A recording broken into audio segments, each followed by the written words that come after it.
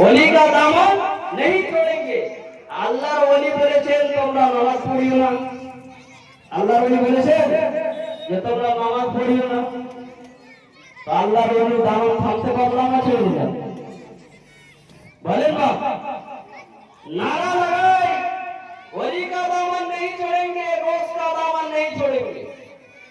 যখনই মাহফিল হয় গোশ কা দামন नहीं छोड़ेंगे, কিছু কিছু মানুষ বলে থাকে গোশ খাওয়ার জন্য গেলে এরা গোশেরই নাম, ঠিক না বাবা?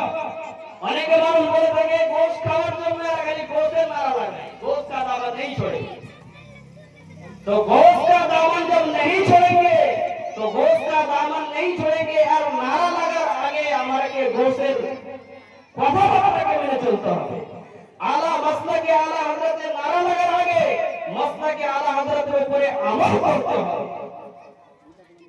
ইমাম আহমদ রাজা ফাজিলে বরেলভী রাহমাতুল্লাহি তাআলা আলাইহি ফাতওয়ায়ে রাজবিয়া এর একটি বহু বড় গ্রন্থ, এর একটি বহু বড় বই কিতাব, যেটি সর্বপ্রথম 21 খণ্ডতে এসেছিল, তারপরে 30 খণ্ডতে, এখন বর্তমানে 32 খণ্ডতে পাওয়া যায়।